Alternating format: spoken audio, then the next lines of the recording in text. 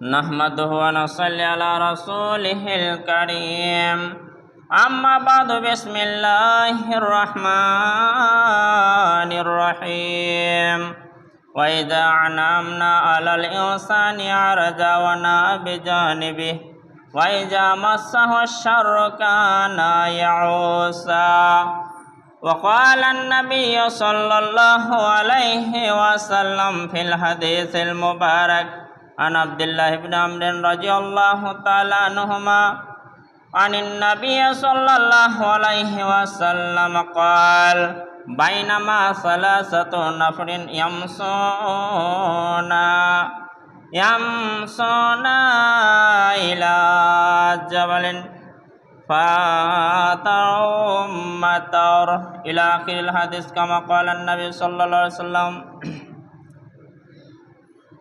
সবেত উপস্থিত বয়োজ্যেষ্ঠ বৈকনিষ্ঠ শ্রদ্ধেয় সম্মানীয় ছোট বড় স্নেহের মুসল্লিবর্গ, সমস্ত প্রশংসা তার, যার একটা হুকুম আমাদের মনে ছিল তথা ফরজে আইন জুম্মার নামাজ বা জুম্মার সলাত ঠিক মিডিল সময়ে শুক্রবার দিন পড়তে হয়।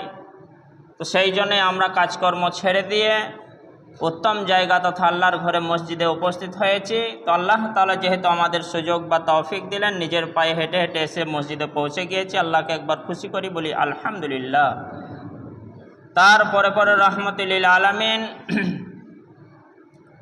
বিশ্ববাসীর জন্য ভালোবাসার কাণ্ডারি যিনি ছিলেন, যিনি সকল মানুষকে সমকক্ষ হিসেবে বা সমান হৃদয় দিয়ে ভালোবাসতে পেরেছিলেন, নবীদের নেতা জনাব মুহাম্মদ মুস্তফা রাসূলুল্লাহ, একবার প্রাণ খুলে বলি সাল্লাল্লাহু আলাইহি ওয়াসাল্লাম।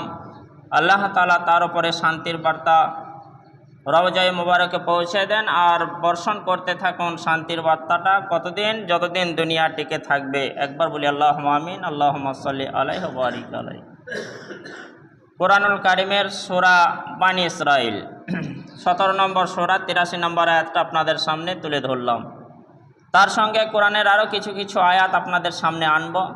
তো আল্লাহ তাআলা সূরা বানী ইসরাঈলের মধ্যে বলেছেন, দেখেন কি কথা, 83 নম্বর আয়াত, ওয়া ইজা আনআমনা আলাল ইনসানি আরাজা ওয়া নাবিজানিবি ওয়া ইজা মাসসাহুশ শাররু কানা ইয়াউসা।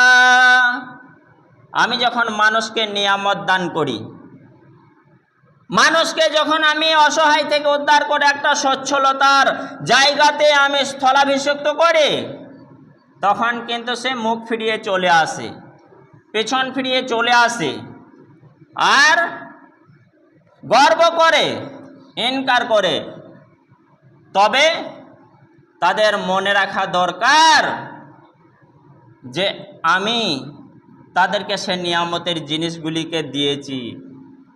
যখন তাদের কাছে হতাশ হয়ে যায়, কোনো রকমের মুসিবত চলে আসে, ক্ষতি চলে আসে, বিপদ চলে আসে, তো হতাশ না হয়ে আমাদের আল্লাহ তাআলার শরণাপন্ন হওয়া দরকার।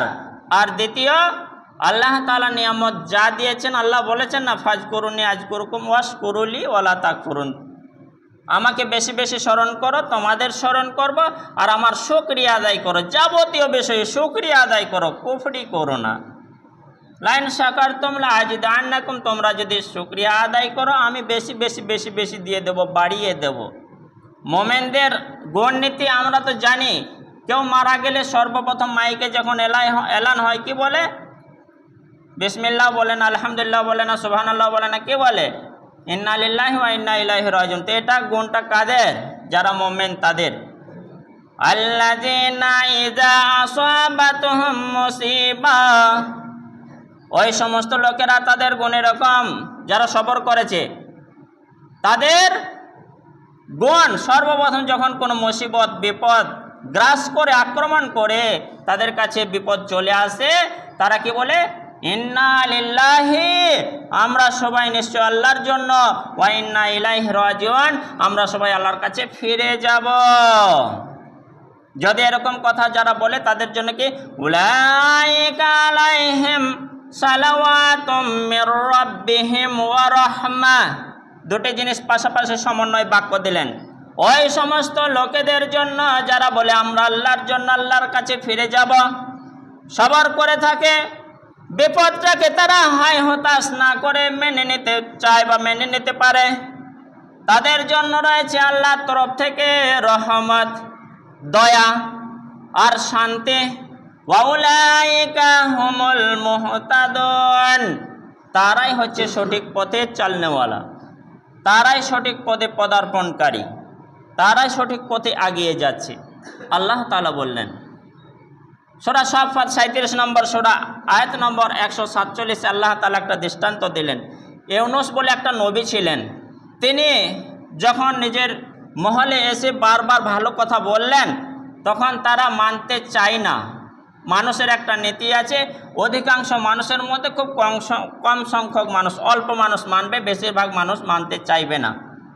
তো ইউনূস নবী ধৈর্যহারা হয়ে কি করবেন, আর এসব কাজ করব না, একবার সিদ্ধান্ত নিলেন। আল্লাহ একটা শাস্তি দিলেন, আবার পুনরায় ফিরে এলেন, লতাহীন গাছের তলায় আশ্রয় নিয়ে আবার সুস্বাস্থ্য নিয়ে যখন ফিরে এলেন, আল্লাহ তাআলা সেই কথা ঘোষণা দিয়ে বলেন ওয়ারসালনাহু ইলা মিয়াতি আলফিন আও ইয়াজিদুন, হে নবী গো, শেষ নবী তুমি শুনে রাখো, তোমার আগে ইউনূস বলে একটা নবী পাঠিয়েছিলাম, তো আবার কাদের কাছে পাঠালাম, কত লোকের কাছে পাঠালাম, আমি আপনাদের সামনে এসছে হয়তো আকডেবাসের অর্ধেক গ্রামের জন্য 500-600 লোকের জন্য আমার দায়িত্ব এসছে, কিন্তু ইউনূস নবী এরকম দায়িত্বে ছিলেন কত, ওয়ারসালনাহু, আমি তাকে প্রেরণ করেছিলাম, পাঠিয়েছিলাম, ইলা, ওদের জন্য কত, মিয়াতা, 100, আলফন, হাজার, 100,000 মানে 1 লাখ, আও ইয়াজিদুন, বা তার থেকে কিছু বেশি। তার মানে এটা ধরে নিতে পারে সাইথা বলকে যতগুলি পুরুষ মানুষ আছে, 1 লাখের কিছু বেশি, 1,20,000-30,000 এরকম হয়তো সম্ভবত হতে পারে প্রাপ্তবয়স্কওয়ালা। তো এই যে 1,30,000 40,000 মানুষের কাছে ইউনূস আলাইহিস সালামকে আল্লাহ তাআলা পাঠিয়েছিলেন। তাদের মধ্য থেকে খুব কম সংখ্যক মানুষ, অল্প মানুষ ঈমান এনেছিল, ঈমানদার হয়েছিল, বাকি ঈমানহীন। তো যাই হোক, যে কথাগুলি আমাদের সামনে আলোচনা হচ্ছে, মোট কথা আজকে আলোচনা হলো 3টি গুণ যে ছিল, এই 3টি গুণ আমাদের রাখতেই হবে। আমাদের শ্রমিকের সঙ্গে ভালো ব্যবহার করতেই হবে। কাজকর্ম আমার আন্ডারে করেছে, তাতে বাড়ির কাজ হোক, চাষের কাজ হোক, বা আমার কোনো নেতৃত্বে কোনো একটা কাজ হোক, তার সঙ্গে সঙ্গে টাকা মিটিয়ে দিতে হবে, টাকা থাকলে টাকা পেলে পেমেন্ট করে দিতে হবে। একটা টাকাও তার যেন আমার কাঁধে ঘাড়ে দায়িত্বে না থাকে, বরং তার সঙ্গে সুসম্পর্ক, ভালো ব্যবহার রেখে আমাকে কাজটা চালিয়ে যেতে হবে, এটা মনে রাখতে হবে। দ্বিতীয় কথা, আরও যে দুটি গুণ শুনলাম, আমার মা যদি থাকে, আমার বাপ যদি বেঁচে থাকে, তারা বয়স্ক হয়ে যায়, তাদেরকে খাওয়া দাওয়া, ভরণ পোষণ, সেবা যত্ন আমাকেও খেয়াল রাখতে হবে অবশ্যই। আর সর্বদা মনে রাখবেন, বিপদে পড়লে আল্লাহ ছাড়া কোনো গতি নেই। অনেক মানুষ দেখেন ভালো কাজ করে, তো যখন বিপদ টেনশনে পড়ে ভালো কাজ থেকে দূরে সরে যায়, কি বলে, এখন টেনশনে রয়েছে, ভালো লাগছে না। টেনশনে আছো, অবশ্যই ফিরে এসো, টেনশনে চিন্তাতে আছো, ফিরে এসো, আল্লাহকে ধরো, আল্লাহকে ডাকো, টেনশন চিন্তা আল্লাহই দূর করবেন। আর এটা যদি তার মাথায় ঢুকে যায় যে সারা দুনিয়ায় যাই করি না কেন, যতই সুখ শান্তি নেই না কেন, আখেরাতের সুখ শান্তির তুলনায় দুনিয়ার সুখ শান্তিটা কিছুই নয়, তুচ্ছ।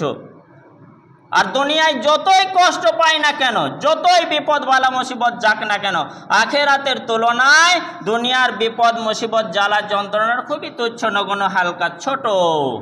এই ওজনটাই, মাপকাঠিটা যদি আমার ব্রেনে রাখতে পারে, তাহলে বিপদ আপদ বালা মুসিবত ঝড় ঝাপটা যাই আসুক, আমাকে কিন্তু ফিরে আসতে হবে আল্লাহর দিকে, আর আল্লাহর কাছে সাহায্য চাইতে হবে। যাই হোক, যে কথাগুলি শুনলাম কোরআন আর হাদিসের ওপরে যেন আমরা আমল করে চলতে পারি, আল্লাহ তাআলা আমাদের তৌফিক দেন বলি আল্লাহুম্মা আমিন।